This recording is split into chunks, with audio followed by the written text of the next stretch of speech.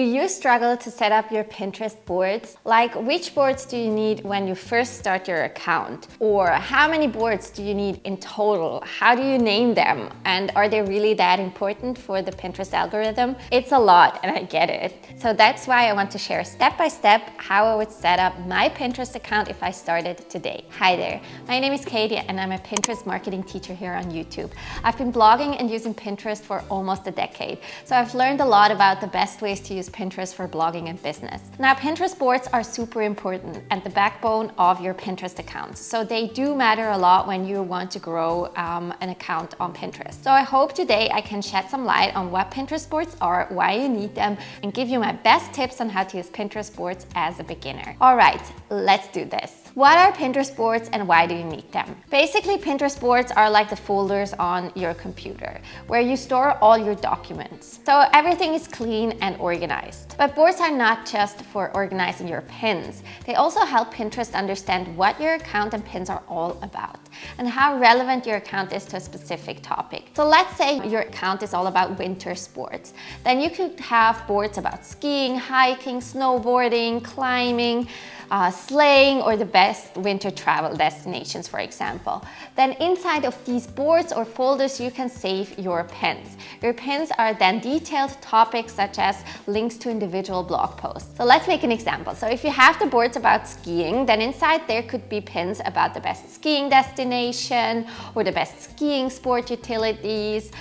You can be very detailed with your boards or keep it pretty broad. I'm going to talk more about that in a second. For now, just remember boards are like folders or like categories on your computer. And they help your audience and the algorithm know what your account is all about. Okay, now that we know what boards are and that they're super important, I really want to make this video actionable. So I'm going to switch to my computer now and set up a brand new account with you. So see you there. Okay, the first step in setting up your Pinterest boards is to determine your niche. This means you need to decide what your account is going to be about. And this is really determined by your blog or your business. So here's the deal. You don't really need a Pinterest account like you need an Instagram account. Pinterest is much more like a search engine than a social media. So you're going to use your account to drive traffic to your blog instead of sharing your content directly on Pinterest. This is why it makes sense to start there first.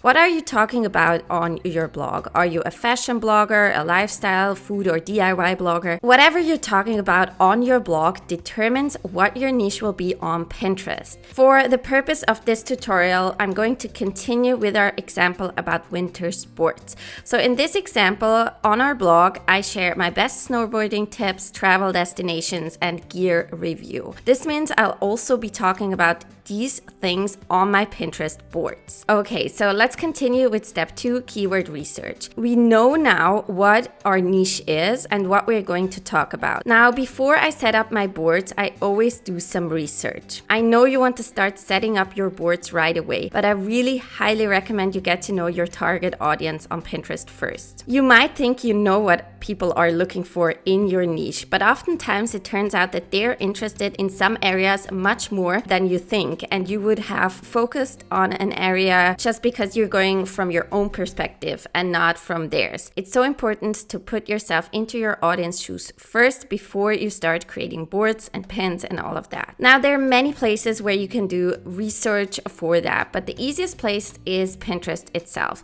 So let's go into the search bar here on top, and I just typed in winter sports, and then below that you can see these bubbles here. These are the search terms people on Pinterest are typing in and are looking for the most for that keyword here. So we've got winter sports outfits for women, winter sports crafts, winter sports preschool, winter sports outfits, winter sports crafts for toddler, and so on. Now let's try something else like snowboarding. So let me type that in here and press enter. So now we've got snowboarding outfits, snowboarding aesthetics, snowboarding aesthetic girl, snowboarding style outfits, snowboarding tattoos, and so on. Now you can note everything down that is relevant for your blog and then move on. So I usually use a Google Doc like this, and I'm just gonna note everything down. So you can see I already did this for for the keyword winter sports and the bubbles we had before.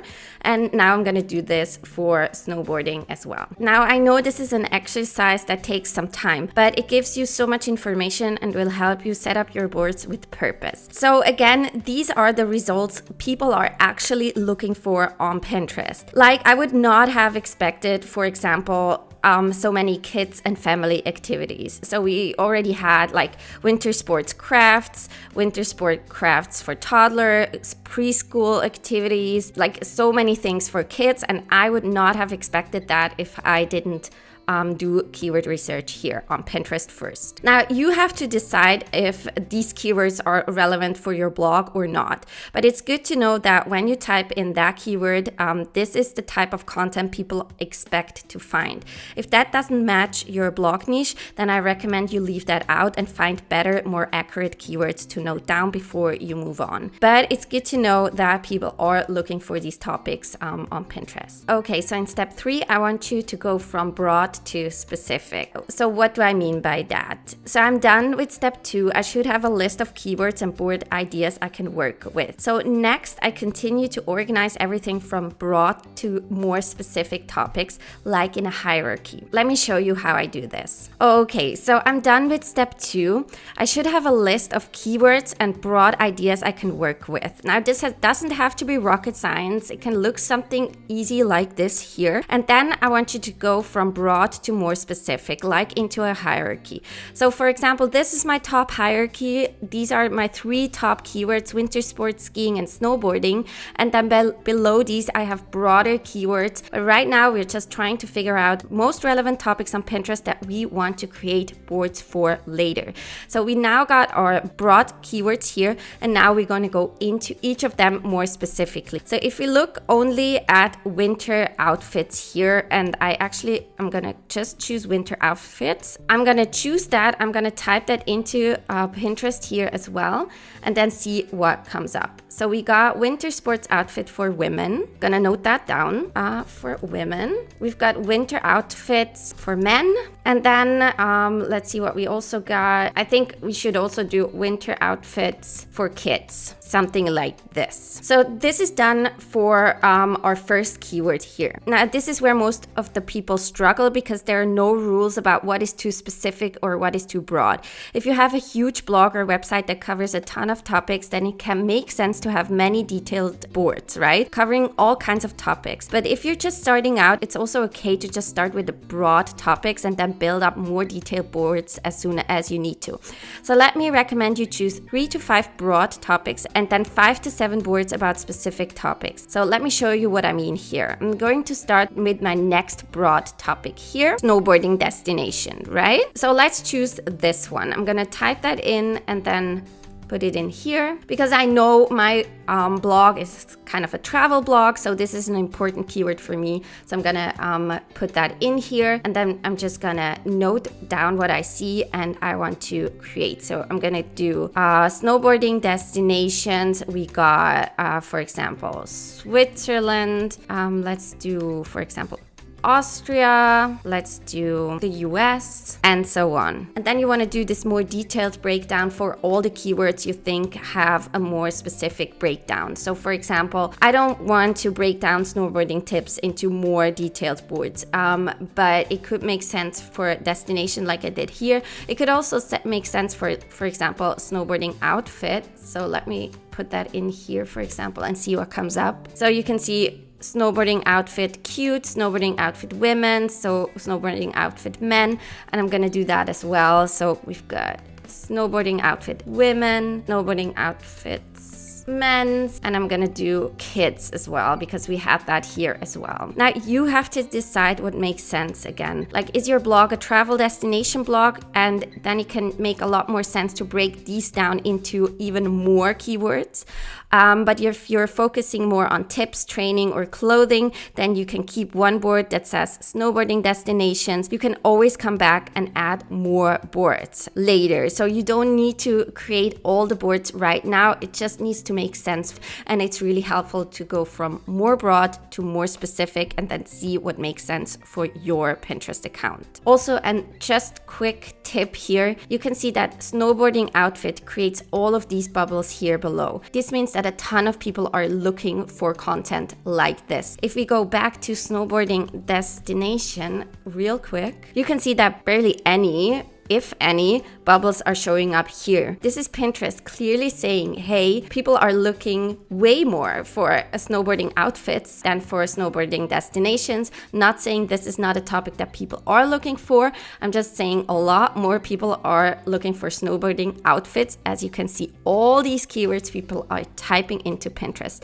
So when you note those down into your spreadsheet here, you do want to think about that, especially if you are looking for a lot more traffic to your blog. Then you just need to be aware that people are looking for snowboarding outfits a lot more than destinations. I want you to have a really big list here of broader keywords and niche keywords, and then I want you to go through each and one of them and decide if this is relevant for your Pinterest account and blog and not. So for example, we've had snowboarding tattoos, right? Even though I can see that people are looking for that, it's not relevant to my blog or business. Not, like if it is, go ahead and create a board about that. But I know that for this example, I'm not going to create a board about snowboarding tattoos. Now I can always go ahead and create a board about that later, but for now we just need to create boards for the content we have on our blog, right? So I would do this until you feel like you have a good overview of your niche and you understand what people are looking for.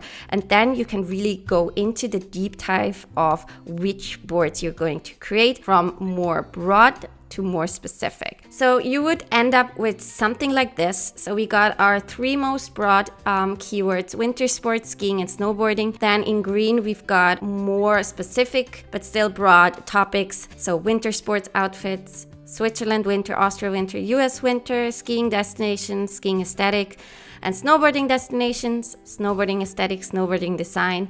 And these are actually already more specific.